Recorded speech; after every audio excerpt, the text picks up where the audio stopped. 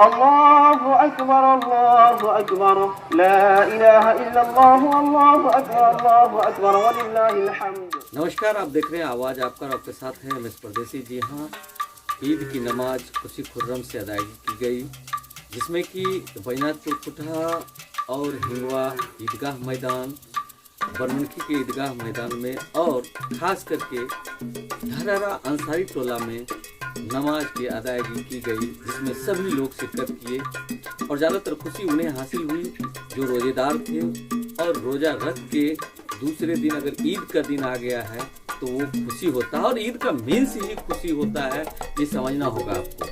क्योंकि समाज में जिस तरीके के लोग रह रहे हैं, समाज का कोई भी कार्य ऐसा नहीं होता है जो मनुष्यता के खिलाफ हो। समाज का निर्णय होता है, वही बोला जाए तो ईश्वर का निर्णय होता है, ऊपर वाले का निर्णय होता है। इसलिए शायद पंच को परमेश्वर कहा गया है। बीते दिनों बोले तो 2014 से लेके अब तक वीरनगर में जो ईदगाह है उसका जो मामला सामने आया है, ये जान के और सोच के आप भौचुक रह जाएंगे।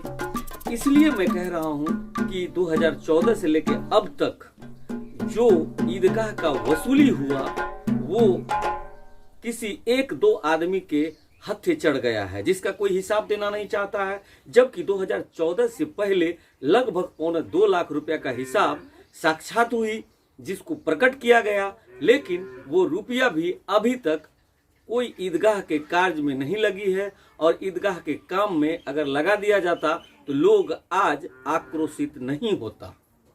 इसलिए आज वहां पे अपना अधिकार पार्टी के राष्ट्रीय अध्यक्ष, जो वरिष्ठ पत्रकार भी रह चुके हैं, उनका ये कहना था कि आज हम ये कवरेज करते हैं चूँकि वहाँ का ये आम समस्या है, जिस समस्या से गरीब लोग, जिसके मुंह से आवाज़ नहीं उठती है, उस आवाज़ को उठाने के लिए आज असलम बेग साहब सामने आए और कुछ रिपोर्ट उन्होंने भेजा है, जिसको हम दिखाने का प्रयास कर रहे हैं। लेकिन सवाल ये उठता है कि ये आवाज़ उठाने वाले व्यक्ति को आप अगर गलत समझ रहे हैं तो ये आपकी भूल है, क्योंकि ये आवाज़ सभी के लिए है और सभी को राज आने वाली है।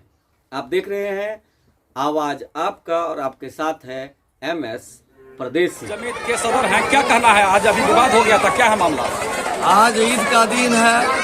ईदगाह में विवाद जो हुआ है, ईद के दिन पैसा जमा होता है, उस पैसा साल भर तक कोई उसका कोई काम नहीं, कोई हिसाब किताब नहीं। किसी भी बात इसी को ऐसे ना वाली अभी कुछ विवाद हुआ कि पैसा आखिर कहाँ जाता है, हम लोग पैसा देते हैं तो उसको किस जगह लगाए। ईदगाह है, इसको बड़ा कर दीजिए, उधर से बड़ा कर दीजिए, एक ट्यूबवेल गला दीजिए, आके वजू करेगा, वजू पानी पिएगा उसमें। इसका मानना चाहिए, जेब में रखने की क्या जरूरत है। इसी बात पर विवाद हुई।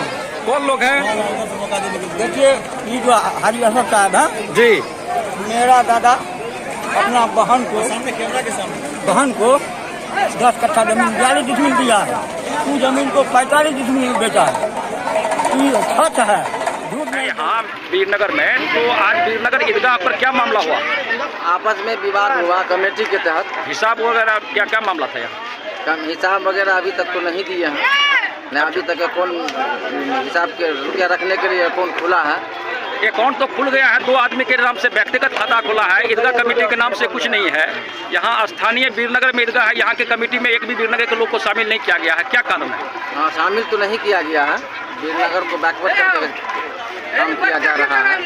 इसलिए चूँकि ईदगाह तो वीरनगर ही में है, वीरनगर के आदमी को वीरनगर के आदमी का नाम होना चाहिए, क्योंकि 3 पंचायत है, 3 पंचायत में से हर एक पंचायत में एक आदमी का नाम होना चाहिए। 3 पोस्ट है, हर पंचायत में 1 पोस्ट होनी चाहिए। आपका क्या नाम हुआ? अनीसुर रहमान। क्या मामला बताइए? मामला इससे पहले कमेटी बन गई थी। कमेटी गठित होने के बाद बोला गया था कि 1,74,000 रुपया है, इसको खाता खोला के पहले जमा कर दिया जाए। फिर दोबारा 1 साल बीत गया, जमा आज तक हुआ नहीं। फिर दोबारा इससे 2 दिन पहले कमेटी बैठी, उसने कहा जब तक आप रुपया जमा करके नहीं आते हैं बैंक में तब तक पैसा वसूली नहीं होगा। लेकिन चुपके से इन लोग मकबर आकर के पैसा जमा भी नहीं किया और वसूली भी चालू कर दिए, जिसका विरोध मौलाना अबुल कलाम मुखिया जी जो है किए, उसके मैच हाथ से छीन लिए कुछ लोग। यानी कि वो यहाँ के मुखिया भी हैं और मौलाना भी है, मौलाना भी है, आलिम दीन भी है और मुखिया भी है। जब वो हिसाब मांगे तो उस पर ही हमला किया गया। उसी पर हमला किया। आपका नाम? मोहम्मद जुल्फ़िकार अली। अच्छा बताइए यहाँ की ईदगाह के बारे में कैसा रहा? देखिए, मैं क्या बता सकता हूँ आपको, मैं 4 साल से यहाँ नमाज भी नहीं पढ़ रहा हूँ।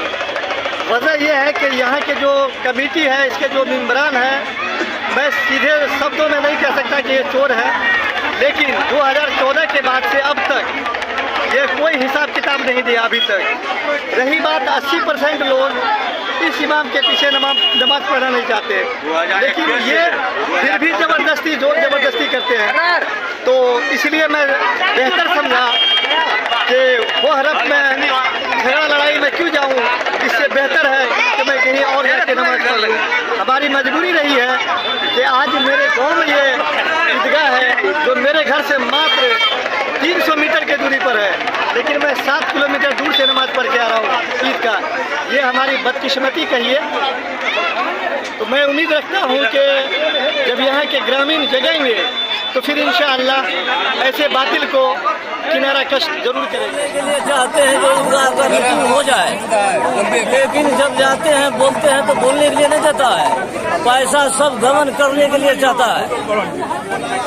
कितना पैसा? 1,74,000 रुपया है 2014 का। 14 के बाद उसके बाद हिसाबे नहीं हुआ है। 1,74,300 रुपया। 300 रुपया। वीरनगर का कमेटी नहीं बना है और अपने मन से मनमानी करते हैं, और 2014 तक का 1,70,000 समथिंग तक का, और 2022 तक का हिसाब नहीं हुआ। जो अभी तक कोई ईदगाह का हिसाब नहीं दिए सुनाया गया, और इसमें जो है वीरनगर का कमेटी में कोई मेम्बर नहीं है, और जो झर्रा पट्टी वाला चाहता है वही मनमानी करता है। हमारे ईदगाह के काम है, सब टोला के लोग ईदगाह पर आवे छे, सबके मशवरा से सब काम होना चाहिए। पैसा जमा हो या खाता खोलाना हो या कोई जमीन खरीदना हो, उसमें सबका राय लेके करना चाहिए। देखिए, अभी तो नमाज हो रही थी, बीच में मौलाना साहब आए थे बात करने के लिए। अब इमाम जो होते हैं वो जिम्मेदार होते हैं और इलाके के हर एक मुद्दे को लेके चलते हैं वो।